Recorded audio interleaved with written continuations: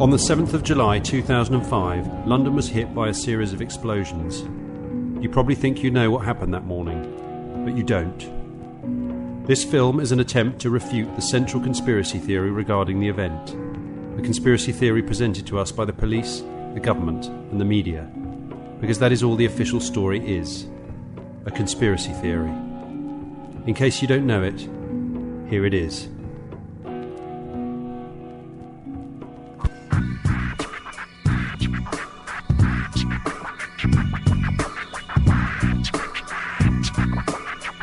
On the morning of the 7th, 3 British-born men drove down from Leeds to meet a 4th man at Luton train station. In the station car park, they loaded backpacks with homemade explosives they'd spent the last few months making in a bomb factory outside Leeds. They entered the station at 7:22 a.m. and boarded the 7:40 train to London, which arrived at King's Cross at 8:23 a.m. They then made the short walk to the underground station, where, at around 8:30 a.m, they split up and each headed off to separate trains. 3 of the men blew themselves up almost simultaneously at 8:50 a.m. The 4th, Hasib Hussain, apparently unable to board a train, left the underground, bought a battery in W.H. Smith, briefly visited McDonald's, then got on a number 30 bus and triggered his bomb at 9:47 a.m. This is the official story, and after a year of media dissemination, it has been planted securely in all our minds. But the official story is wrong. The events of 7/7 did not happen the way they've been described. This is not merely a question of interpretation, it is a fact. Hypothesis has been presented as truth. Speculation has been offered as certainty. There are unexplained discrepancies, inexplicable contradictions, and unanswered questions in the official story. What the British public has been presented is, in fact, a complex but contradictory series of lies. One thing that is clear is the terrible loss of life. And yet, despite demands from the Muslim community, the families of the victims and the victim support group, Tony Blair and the Labour government have obstinately rejected calls for a full, independent public inquiry into the attacks. What reasons have they given? We've been told an inquiry would prejudice the current investigation. We've been told an inquiry would prevent the police and government from focusing on future attacks. And we've been told an inquiry would take too much time, cost too much money, and divert resources away from the war on terrorism. Criteria our government unfortunately chose not to apply when deciding to illegally invade Iraq. And we've been told by the Prime Minister himself that a public inquiry would be a ludicrous diversion.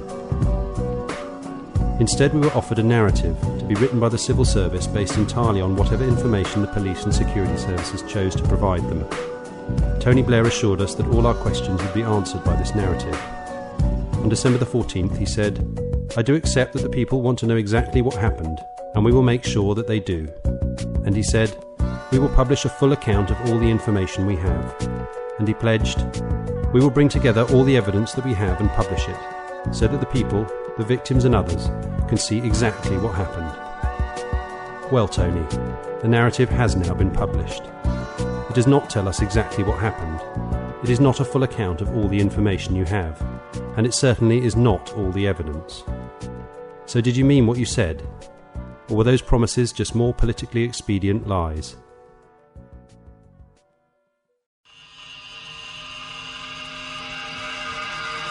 Let's take a look at the official narrative released by the Home Office on May the 11th, 2006. One thing that's immediately clear is that the author has not seen the raw source material for much of the evidence he cites. What we're being offered is at best second-hand information, at worst deceptive hearsay. Although the mainstream media have strangely refused to properly analyse the contents of the narrative, most of the issues raised by this document have been covered efficiently by the alternative media, so we will not go into detail about the items of interest that the narrative glosses over, or conveniently does not mention at all.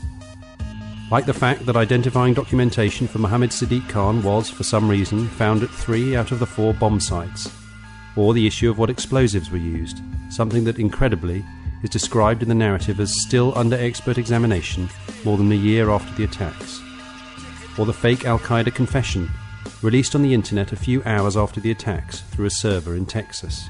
Or the training exercises taking place in London that day, based on a scenario of bombs going off at the exact same times at the exact same stations as the attacks occurred. So we had to suddenly switch an exercise from fictional to real. Or the huge amount of money made in speculating the rise and fall of sterling, the result of either full knowledge of the event or extraordinary luck.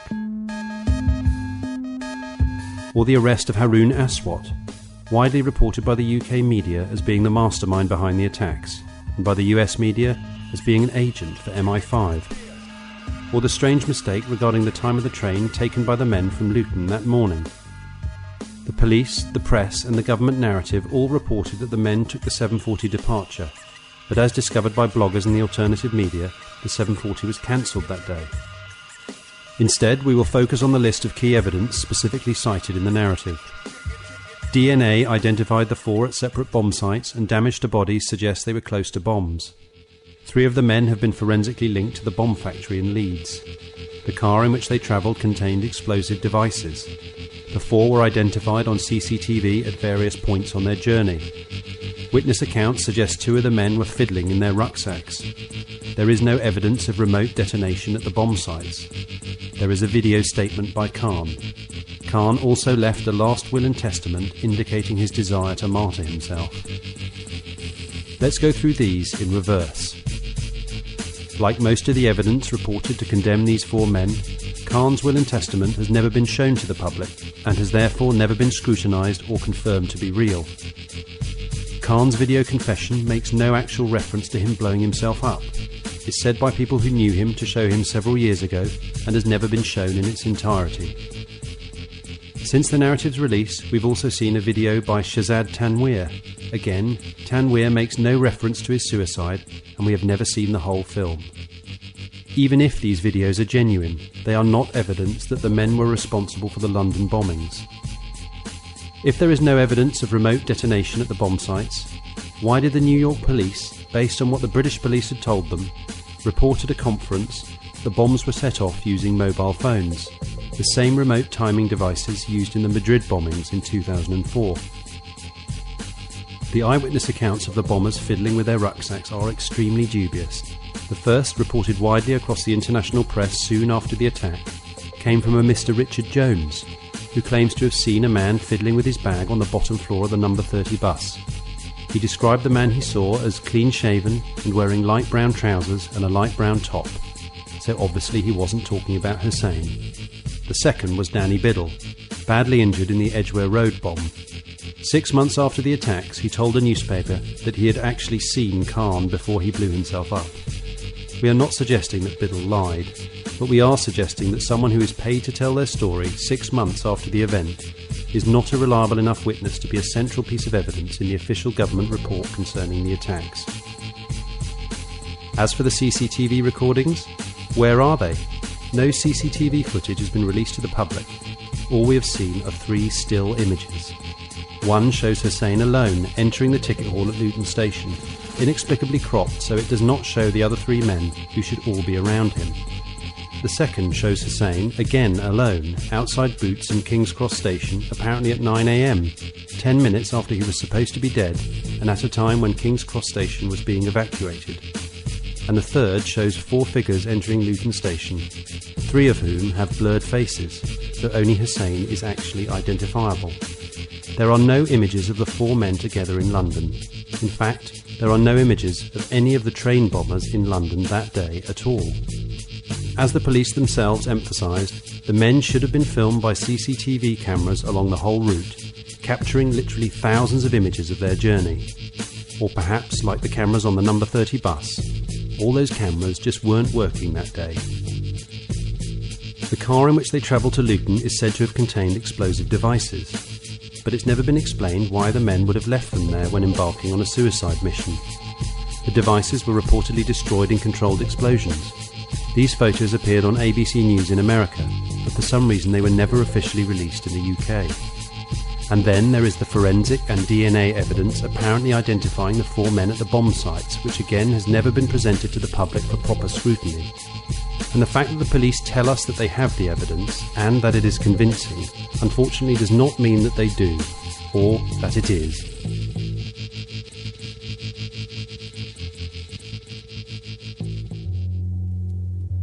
The past record of the British police in catching and honestly convicting the real perpetrators of bombings in the UK is appalling.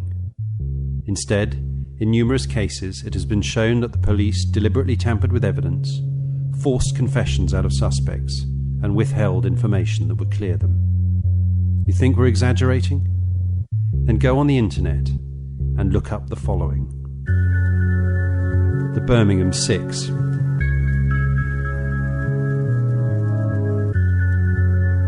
the Guildford 4,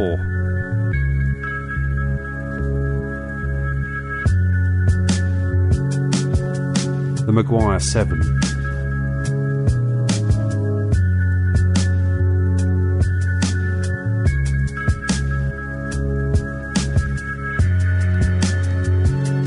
Judith Ward,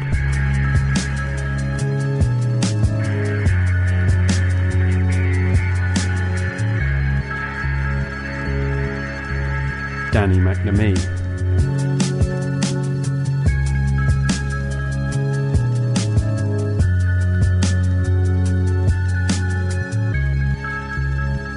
More recently, we have seen the police in action with the death of Jean de Menezes in Stockwell Station. Having killed an innocent man for no reason other than they thought he was someone else, who they also should not have killed, they responded to the outcry with a string of lies and deception. And despite all the investigations, no police officer was charged or punished in any way for the murder. And even more recently, we've seen another innocent man shot. This time as he came down the stairs in his pyjamas after his house had been raided by 250 policemen looking for chemical weapons that turned out not to be there, despite there being what the police later described as compelling evidence. So if you genuinely believed it was unlikely or even impossible that the police would ever fabricate evidence in order to give the appearance of having solved a crime, it is time to reassess your belief. They have, they do, and they will again. If we learn one thing from these incidents, it is this: the police view themselves as above the law. And if we learn another thing, it is that they are.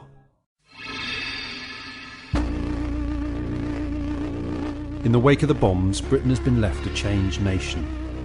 Already the country with the most surveillance in the world, the UK is set to move further towards a literal Big Brother society. Tony Blair said at the 2005 Labour Party conference, "We know we need strict controls in a changing world." Really, Tony? We know we need strict controls? Exactly who do you mean by we? The British public? The government and police? Or you and your friends? And how exactly are these strict controls going to stop potential terrorists being aggrieved by our foreign policy? And how would these controls have prevented the attacks in London? We have just been fortunate enough to see these strict controls in their true light during the latest terrorist threat, which played out across the UK like an Orwellian pantomime. On the 10th of August, 24 supposed terrorists were arrested. They were allegedly just about to blow up 10 planes in mid-air using liquid explosives, despite the fact they had no bombs, no plane tickets, and several of them didn't even have passports. With the threat apparently foiled, the terrorist alert level immediately went up to critical, indicating that a terrorist attack was still deemed imminent. In response to this insanity, the airports immediately introduced an absurd draconian policy regarding carry-on luggage. No liquids could be carried onto the plane. iPods, phones and even books were banned, and mothers were made to taste their baby milk to prove it wasn't explosive. Thankfully, our Prime Minister managed to depart for his family holiday in the Caribbean before the airport clampdown occurred. As Blair also helpfully explained at the Labour conference, ID cards, traditionally resisted by the public, would be introduced. Again, because he says they are necessary in a changing world. But every one of the 4 alleged 7/7 bombers would have legally had one. So what are they hoping to achieve with them? ID cards will have the same effect on preventing terrorism as licence plates have in preventing car crashes. And there's now talk of introducing biometric identification, iris scans and body scanners. Who is actually being watched here? The so-called terrorists, or us? MI5 has boosted its numbers since the attacks by 25%. The Metropolitan Police has requested funding for an additional 1,500 anti-terrorist police, while police powers have risen considerably. These include the right to detention without trial. The UK is currently the only European nation to have suspended Article 5 of the European Convention on Human Rights, which prevents such detention. How can a supposedly free, moral and rational society allow the imprisonment of human beings without having the evidence to actually charge them with wrongdoing? What happened to the concept of innocent until proven guilty? When was it decided that this no longer applied to every one of us, irrespective of race or background? Consider the cases of the following terrorists. Walter Wolfgang, the 82-year-old pensioner removed from the Labour Party conference in September 2005 for heckling Jack Straw, and then, after he tried to gain re-entry, detained under the Terrorism Act.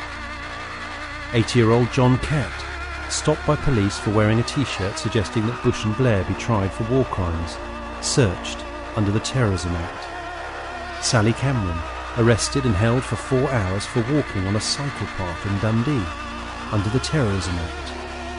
Isabel Ellis Cockcroft, stopped and searched under the Terrorism Act, despite being 11 years old. Ian Blair said in a GMTV interview in February 2005, "I don't think people should distinguish crime and terrorism too easily." Think about those words coming from the Chief of Police. I don't think people should distinguish crime and terrorism too easily.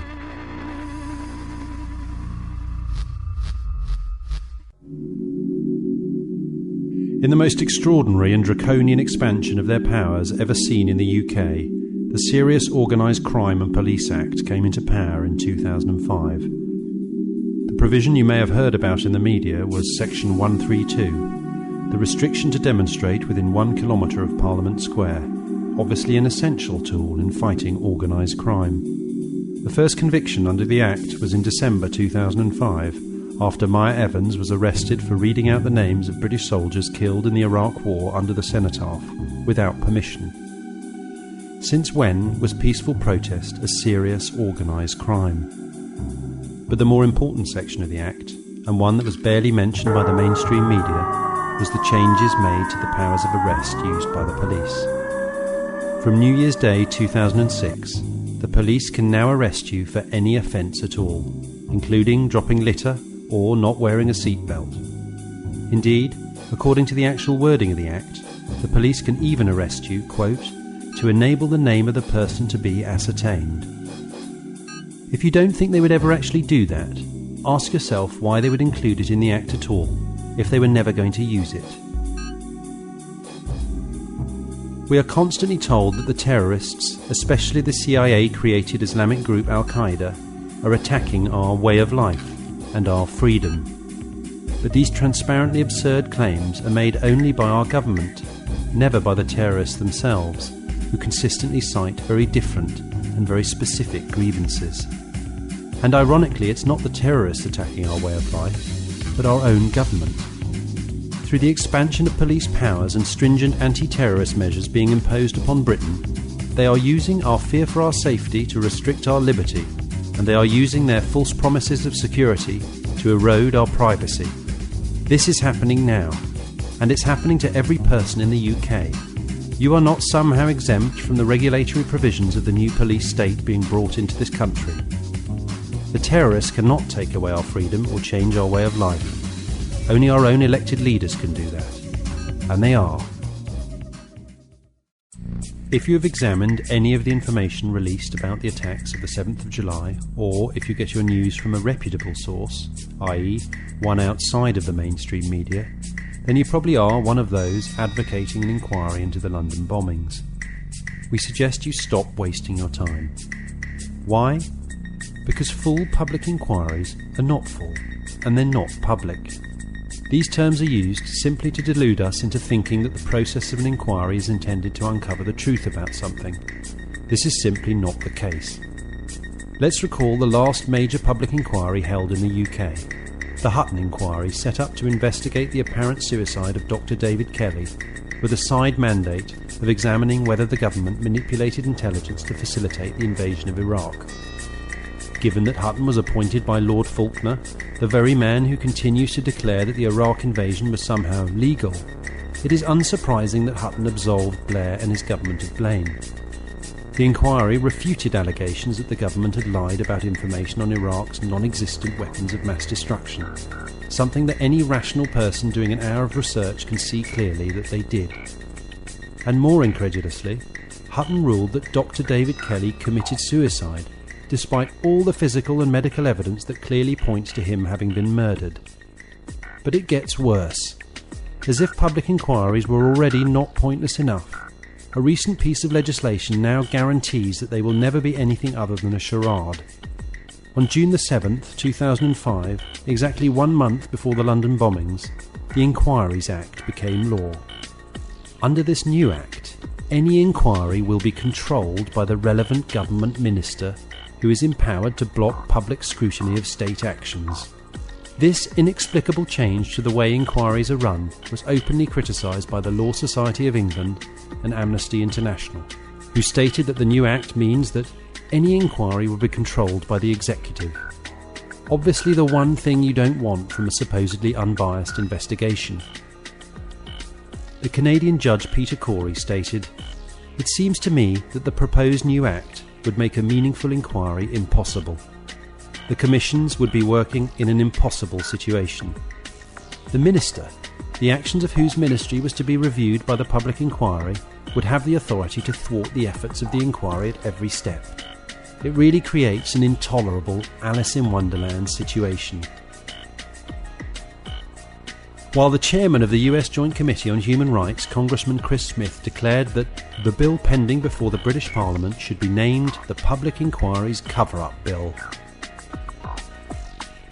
So if this new act makes inquiries so pointless and so easy to control, the question is why Blair, Clark and the rest of them have seemingly done their best to prevent one happening. We suggest that there will be an inquiry. It will be obstructed from the beginning, and it will be controlled by the very people it should be investigating. Be assured it will not be anything approaching a proper investigation. At no point will the inquiry even consider the possibility that the 4 men labelled as suicide bombers could possibly be innocent, or question the lack of evidence against them. It will pass on verbatim the same meaningless, unverifiable assertions made by the police and by the media's anonymous security sources. But it will avoid completely the major contradictions and problems in the official story. They hope at the end of it the public will be satisfied, and the public probably will be. So given that there's never going to be a real investigation determined to actually find rather than hide the truth, what can we do ourselves to uncover the facts? First, demand that the police release the evidence they say they've got. How? File a Freedom of Information request for the CCTV footage that they claim to have but have never released, and for the vast archive of CCTV images that they've never mentioned but must exist if the men took the journey we've been told they did. There is absolutely no reason for us not to see this CCTV footage, other than it not actually existing. Secondly, write to whatever mainstream media you read or watch and ask them why they have not addressed the verifiable mistruths that they have themselves put out about the attacks, why they have not questioned the obvious discrepancies in the narrative or the contradictions in the police's presentations of the facts, and why they appear to be actively supporting the police and the government over the British public in suppressing information whilst releasing disinformation. And thirdly, write to your Member of Parliament. Ask him if he has read the official narrative and what his views are on the obvious contradictions it contains. Then ask him, as your elected representative, to demand answers from Parliament concerning this attack on the British people. If the official story is right, if the narrative describes the events the way they actually happened, then there is no justification for the police refusing your requests. There is no reason the media would not be properly investigating the details of the official narrative, and there is no reason for your MP to be anything other than open and helpful. But at best their response to you will be polite disinterest. That's if you get a response. And the information requested, the evidence crucial for any of us to make an informed judgment about what happened that day, will not be forthcoming. Don't believe us?